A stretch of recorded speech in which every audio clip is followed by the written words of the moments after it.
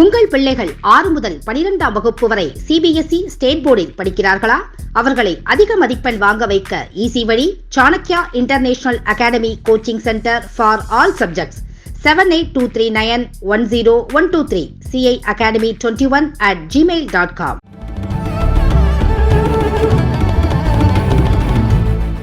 நான் முதல்ல துக்ளக் ஆண்டு விழாவில் 1994-95 அப்போ தமிழில் பேசின போது எனக்கு பல பேர் ஃபோன் பண்ணி, நீங்கள் தமிழில் பேசுகிறீங்களே, தமிழில் பேசுவதே தமிழ்நாட்டில் ஒரு பெரிய ஒரு ஆச்சரியமான விஷயம் ஆகிவிட்டது. இதை தமிழ்னு சொன்னவங்க என்ன பண்ணியிருக்காங்க அப்படின்னாக்கா, தமிழில் பேசுகிறவங்களே தமிழ்நாட்டில் குறைந்து விட்டார்கள் என்பது தான் உண்மை. ஏன் நாம் தமிழில் பேச வேண்டியது அவசியம், ஆனால் எங்கே பேச வேண்டும், எங்கே பேசக்கூடாது, எங்கே பேச வேண்டிய அவசியம் இல்லைங்கிறதையும் நாம் புரிந்து கொள்ளணும். இங்கே ராஜீவ் மல்ஹோத்ரா ஆங்கிலத்தில் புத்தகம் எழுதியிருக்கார், அவருக்கு தமிழ் தெரியாது. அவருக்கு சில கருத்துக்களை கூற வேண்டிய கடமை இருக்குது எனக்கு. அதனால் நான் தமிழில் பேசுகிறது மூலமாக உங்களுக்கு புரியும், அவருக்கு புரியாது. அவருக்கு புரிய வேண்டியது அவசியம். ஏனென்றால் போன முறை அவர் புக்கு எழுதி அவர் டெல்லியில் விவேகானந்தா இன்டர்நேஷ்னல் ஃபவுண்டேஷன் அங்கேயும் ஒரு பெரிய ஒரு நிகழ்ச்சி நடந்தது. அதில் தான் இந்த புத்தகத்தை ரிலீஸ் பண்ணாங்க. இங்கே சென்னையிலேயும் அது நடந்தது. அப்போ சில கருத்துக்களை நான் கூறினேன். அந்த கருத்துக்கள் அடிப்படையில் தான் எங்களுக்குள்ளேயே விவாதம் தொடங்கியது. அதனால் அவருக்கும் புரிய வேண்டி இருக்கிறதுனால நான் ஆங்கிலத்தில் பேசுவது தான் முறை என்று நினைத்து ஆங்கிலத்தில் பேசலாம் என்று நினைக்கிறேன். இந்த புத்தகம் இருக்கிறத இதை மாத்திரம் தமிழில் சொல்லிவிடுறேன், அதுக்கப்புறம் ஆங்கிலத்துக்கு போகிறேன். என்னுடைய நண்பர் ஒருவர் இந்த ஹிந்து முஸ்லீம், ஹிந்து கிறிஸ்டியன் இந்த இந்த பிரச்சனையை பற்றி புக் எழுதினார். நான் சொல்கிறது 1950. அவருக்கும் எனக்கும் தொடர்பு 1980. அவர் அந்த மாதிரி புத்தகம் எழுதியிருக்காருன்னு கூட எனக்கு தெரியாது. அவர் பேர் ராம் ஸ்வரூப், பல பேர் கேள்விப்பட்டிருக்கலாம். சீதாராம் கோயல், இவங்க 2 பேரும் 1950, 60, 70 பிரம்மாண்டமான வேலை பண்ணாங்க. ஆனால் அவங்க அந்த வேலை பண்ணாங்கன்னு கூட யாரும் தெரியாது. அந்த புத்தகத்தை பப்ளிஷ் பண்ணுறதுக்கு கூட யாரும் முன் வரலை. அவங்களே வாய்ஸ் இண்டியா பப்ளிகேஷன்ஸ் சொல்லி ஒரு தனி பப்ளிகேஷன் கம்பெனி ஆரம்பித்து அவங்களே அதை பிரிண்ட் பண்ணி பப்ளிஷ் பண்ணாங்க. 1980 அவர் எங்கிட்ட பேசும்பொழுது, நான் இந்த 30 வருஷமாக ஏன் இந்த வேலையை பண்ணுறேன் அப்படின்னு கேட்டு, I am producing seed thoughts அப்படின்னு சொன்னேன். இதெல்லாம் ஒரு சீட், அதை விதைக்கிறோம். அது ஒரு பிரம்மாண்டமாக ஒரு காலத்தில் நான் இருப்பேனோ இல்லையோ இது ஒரு ஆலமரம் போல வரும்னு சொன்னார். அவர் அன்றைக்கு சொன்னதெல்லாம் இன்றைக்கு நடப்பதை நான் கண்ணால் பார்க்குறேன். So this is a seed thought. Seed thoughts require enormous amount of work. It is not like, writing a book, writing a drama, writing a cinema story. It requires enormous understanding of not only a particular subject, but about what is happening in the world, what is happening in India, at least in the context of this book. It's a monumental work. In fact, I have studied only the introductory part of it. But it is something which requires continuous reading in every context. Why it is happening like this? Why it is happening like this?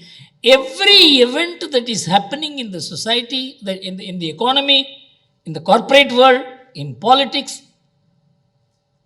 can be related to the chapters in the book. It is not something which is happening on its own. There are things called spontaneous things which happen on their own. But there are certain things which are designed, which are strategized, which are imparted, which are promoted, and for which funds are given, ideas are given. So this book explains the multidisciplinary ways into which India is being invaded. So this is a very, very important work for people who think of India not only as a nation which has a right to exist in this world, but it has a duty to tell something to the world. The more important part is this, which I will also try and explain. See, the foundation of the entire Western exercise, whether it is Harvard University or Stanford University or some of these think tanks, or the kind of new thoughts which they are generating and exporting, is the Western supremacy. The Western supremacy has been ruling this world. Minimum, I'm not talking about the colonial period, I'm talking about the post-colonial period. At least for the last 60, 70 years, the Western supremacy has been driving the world.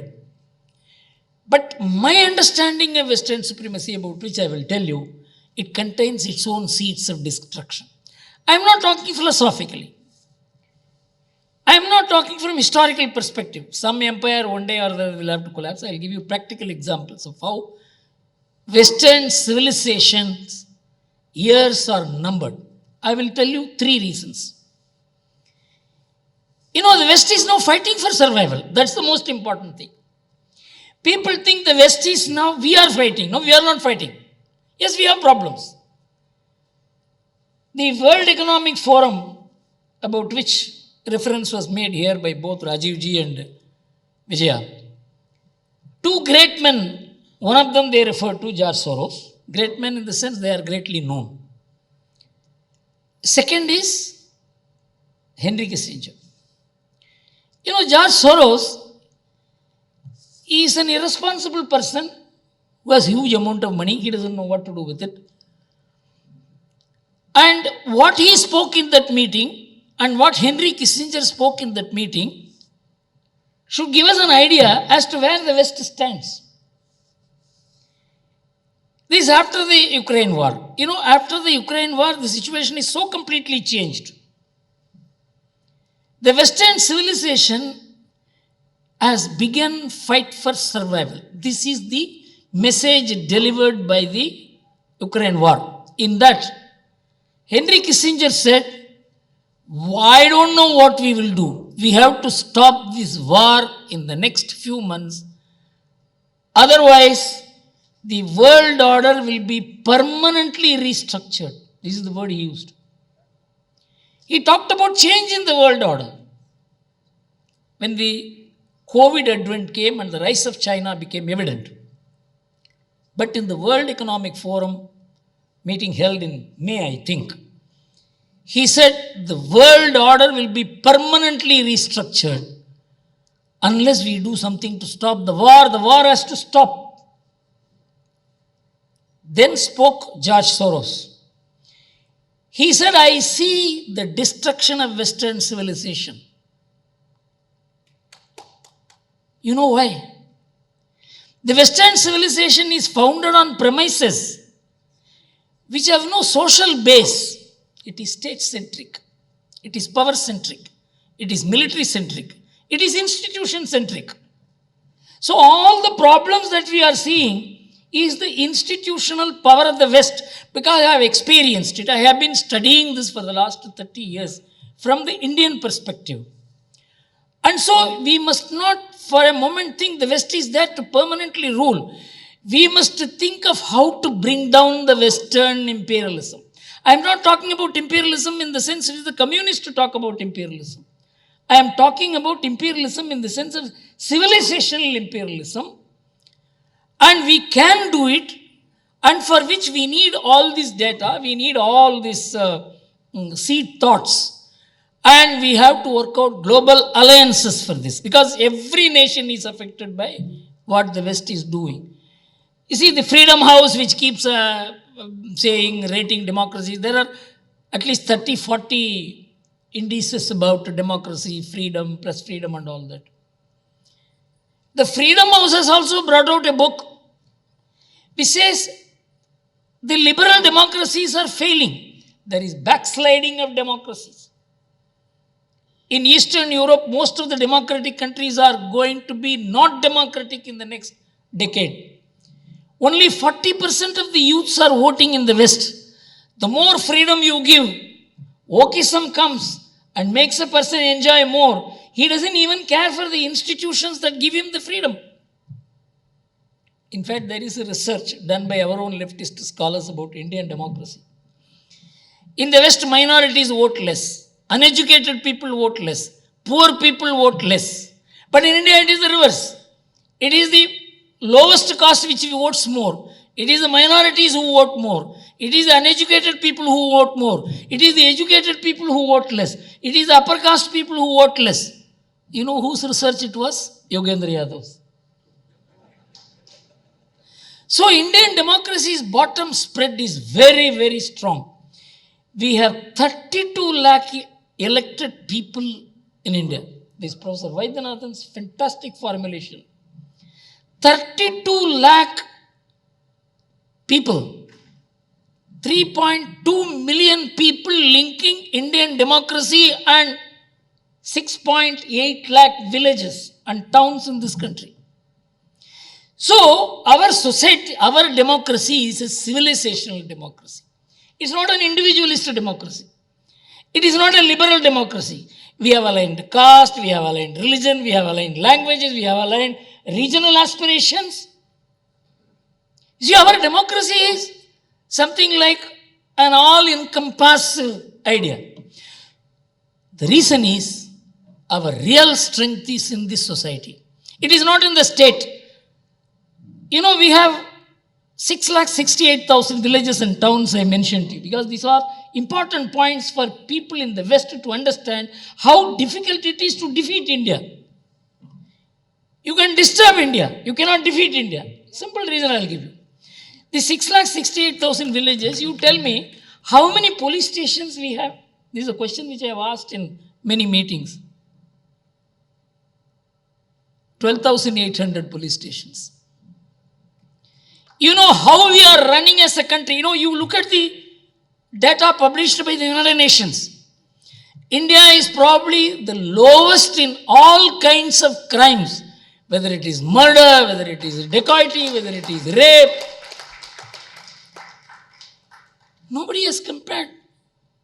How a society which is running on informal and non-formal discipline.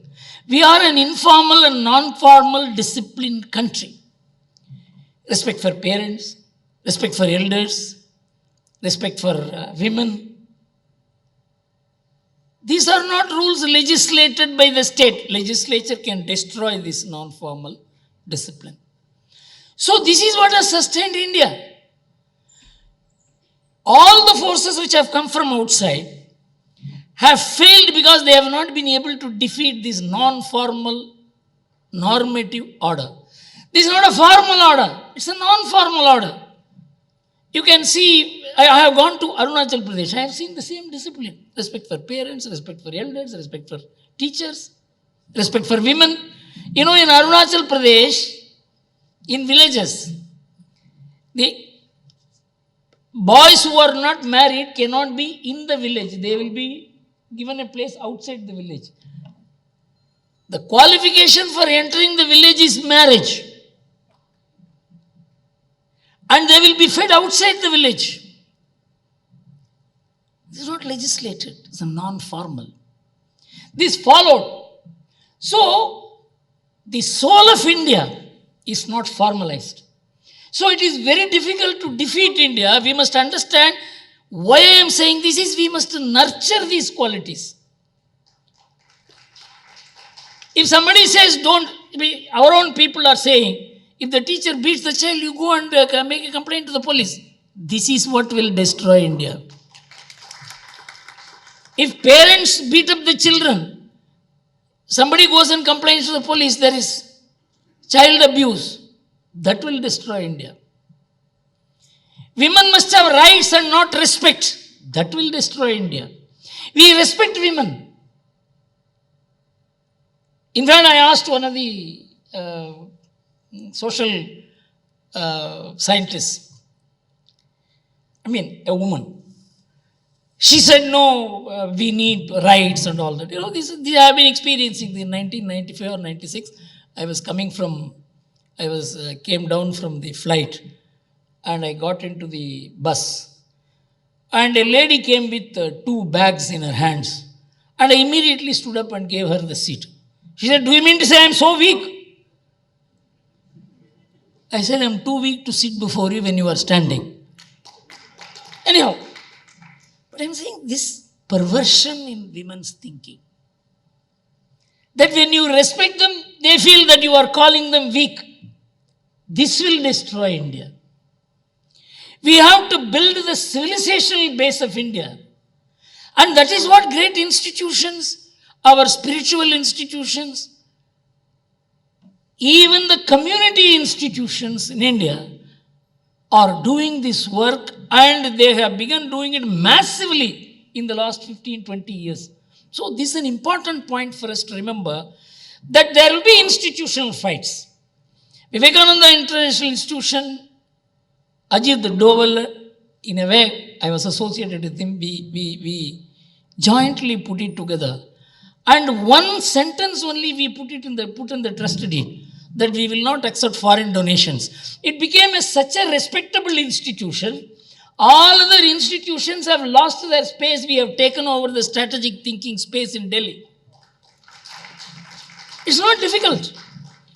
But the fact is, we have got to be strategic in our approach. So, there is a situation in the world. We talked about ESG.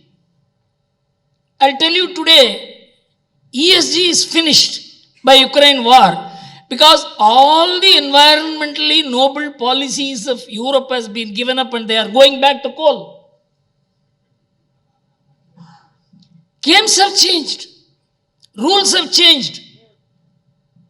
Every country is becoming powerful. Even those liberal countries are becoming nationalist. Today you must understand, in Italy, an ultra-nationalist woman has been elected as the leader. You know, every society is reacting. Modernity is the most oppressive regime in the world. It's not communism. It's not dictatorship. It is modernity. Because if I am wearing a tikka, I am unmodern, I am anti-modern, I am not suitable to time, I am a bigot. This one thing is sufficient. My brain or my capacity, my views, nothing matters. Modernity defines persons and destroys them by what it does not like. Even communism doesn't do it.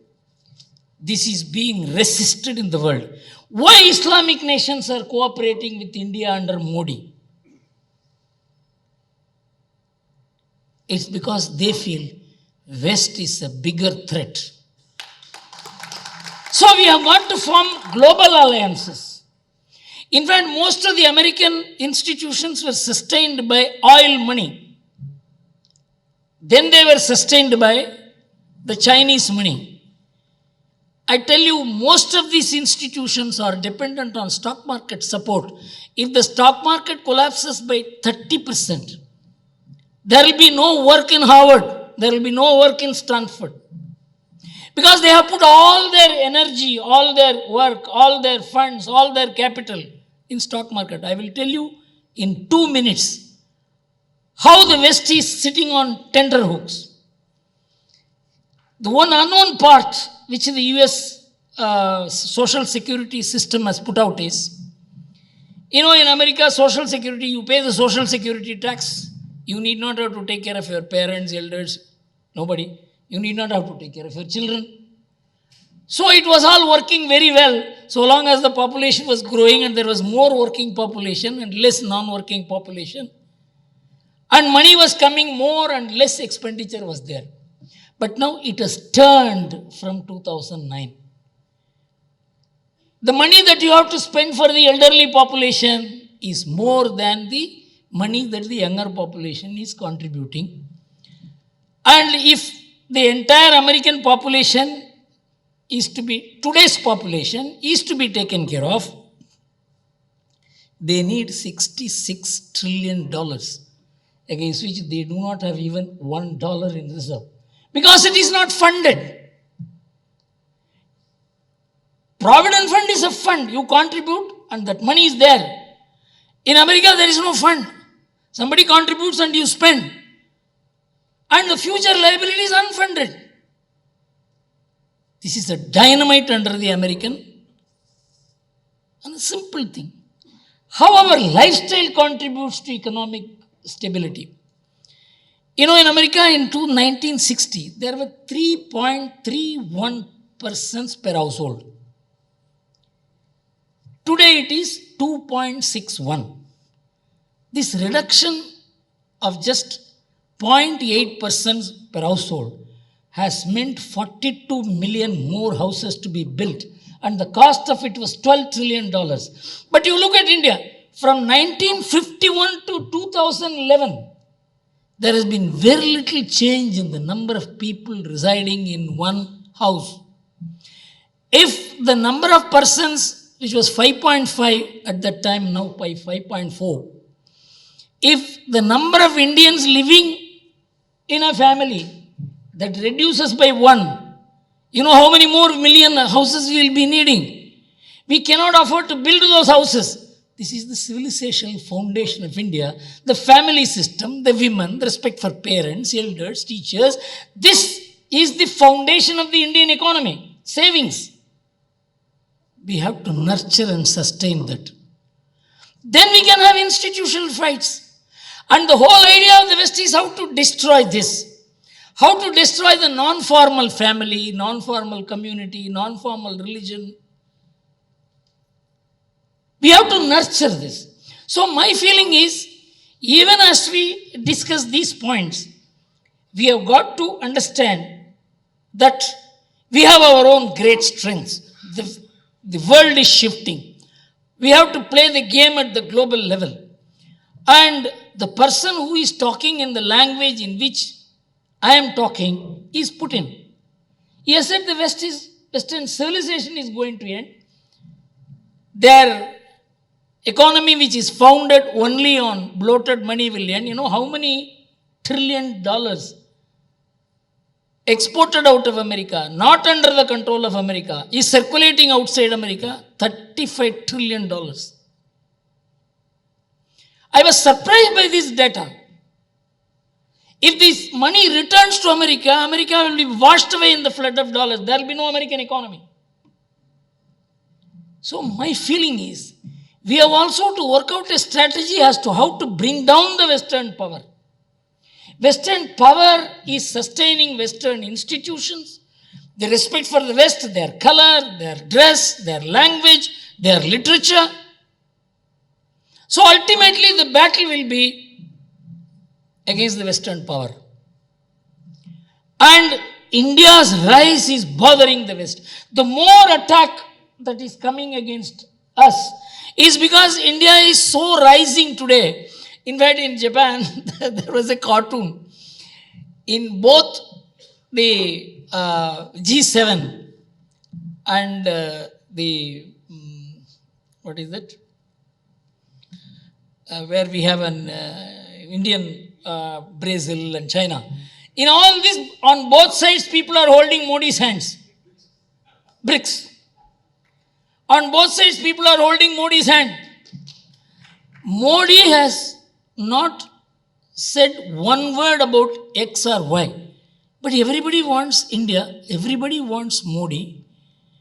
And in fact, G7 countries, which never used to respect India, they say, no, we want India. Without India, the liberal democracies constitute just 12% of global population. Only with India, they constitute 30+% of the population of the world. And 56% of the world is under dictatorship. So we must have a global view. So I would request Rajiv ji, he must also start a debate on how to counter this.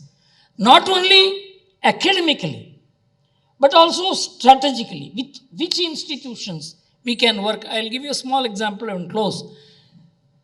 When I met the Japanese Prime Minister Abe, one of the greatest losses that not only India, Asia, the traditional world was the assassination of Abe.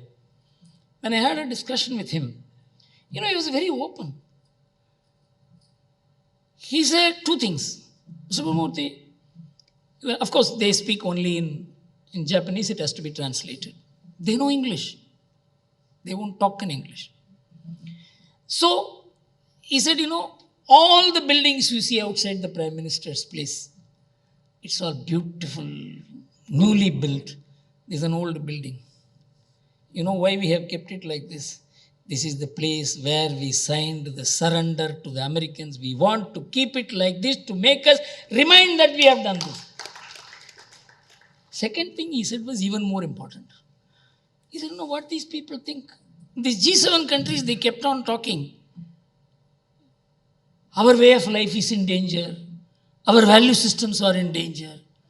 Then Abe asked, what is the value systems you are talking about? It's a Christian value system. He said, that's not our value system. This is what Abe said. You must understand the world needs a very powerful alternative model. And that model can come only from India because it's not an intellectual model. It is a functioning model. A functioning model is more important than a model in the library. Thank you very much.